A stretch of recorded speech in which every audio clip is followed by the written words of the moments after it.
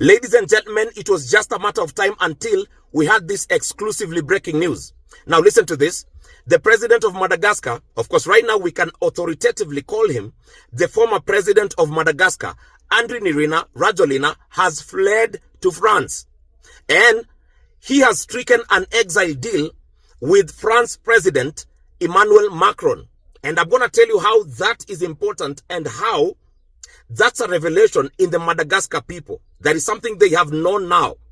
But apart from that, the Senate, the head of the Senate in Madagascar, is going to take the leadership of Madagascar until the next elections are being held. The military have refused to be the ones in charge of Madagascar. They want the civilian rule to continue. But again, let's go back to this issue of the president of Madagascar going to France. The Gen Zs of Madagascar have realized that actually their former president, Andry Rajoelina, had got a dual citizenship. Guess what? He was also a French citizen. It is happening right now in Madagascar, where the army rejects the president's request to shoot civilians who are protesting against the hardship going on in the country. So everything, my people, started last week when the entire Madagascar country, nationwide, they rose up together and stand up together to protest against the corruption going on in their country, to protesting against the high cost of living in their country. Now, when the president of Madagascar saw this on televisions, on the media, like it was crazy, he ordered the army to go out there and shoot those civilians who were protesting against his governance. So the army rejected his request, not just rejecting his request, but also joined the civilians to protest more against the corruption going on in the country. So when the president of Madagascar realized that the army has rejected his request, he escaped the state house. Right now, the president of Madagascar is nowhere to be seen. He has escaped. They don't know where the president is hiding right now. But currently, Madagascar doesn't have any president who is in the state house. It is the army which is holding the office. So in this one, my people, I respect the Madagascar army, because when you compare these armies from more especially in African armies, African countries, these armies, they are eating more, they are eating more with these politicians. The army the army that was supposed to stand for the civilians, it is the same army which is, fighting the civilians, which it is supposed to protect. These politicians are not trusted.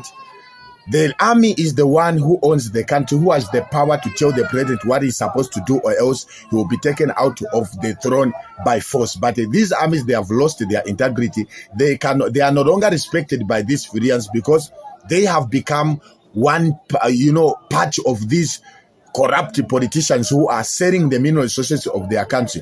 Anytime the civilians rises in the country to protest against this hardship, these politicians, they will give more money to these, army top officials, so that these politicians, these civilians who are protesting, they stop what they are doing. And when you look at other countries, the same armies who are supposed to protecting the interests of the citizens are the ones who are shooting those civilians to shut their voices not to be heard out there. My people, it is crazy right now in Madagascar. What do you think about this? Do you think that the Madagascar army took the right, decision to reject their president's request to shoot their civilians? Hello, it's Anita. Welcome to the channel. I hope all of you are doing well. Apparently, France is losing all its colonies one by one. Recently, a few weeks ago, we saw the Burkina Faso president, Ibrahim Traore, chasing France out of Burkina Faso. We saw countries like Mali following suit, and most West African countries. The breaking news happening is that the president of Madagascar, Andry Rajoelina, who does not even look African at all, has fled the country due to fear for his life. And surprisingly, he fled the country with the help of a French military plane. And according to Madagascar law, a president cannot have two nationalities. Andry Rajoelina had the Malagasy citizenship as well as the French citizenship. France has been using him as a puppet to steal resources from Madagascar, and it being that the location of Madagascar, which is a country on an island and surrounded by the Indian Ocean, it's a very ideal location for imports, seaport business, name it all. France has been benefiting through this with the help of this dual citizenship, Andre Rajolina.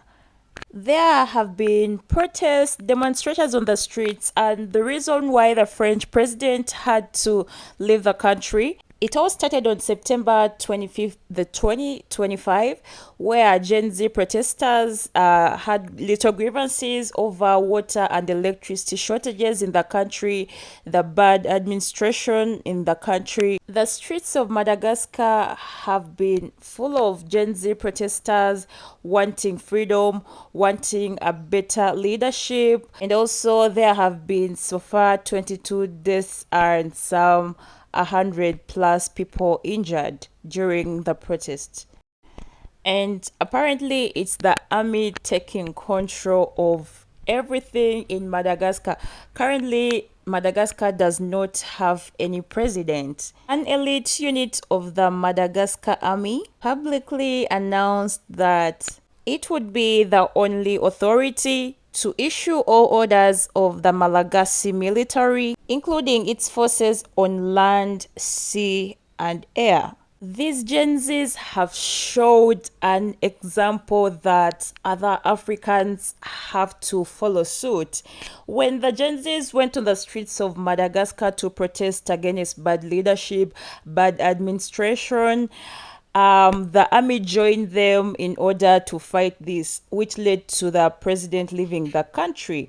When these Gen Zs started these protests in Madagascar, demanding for a better administration, a better leadership, the army in Madagascar joined them to fight for this. Hence, the president fleeing the country and he had to run to France. And of course, this is common sense. The president of Madagascar having dual citizenship, he's been listening to Emmanuel Macron, he's been listening to France, he's been the puppet placed in Madagascar to steal, to loot resources from Madagascar.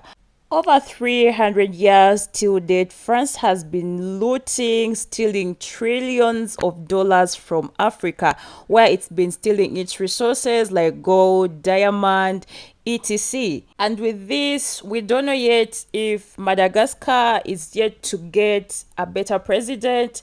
They say they need an Ibrahim Traore. And this Madagascar protest has opened eyes to other African countries who need to fight for freedom, who need to fight dictatorship, bad leadership by these greedy African presidents.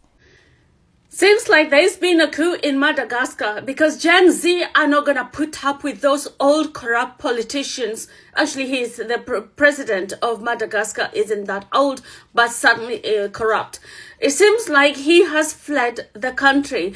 Gen Z are not putting up with anything because you know what? Your time is over. You corrupt, your time is over.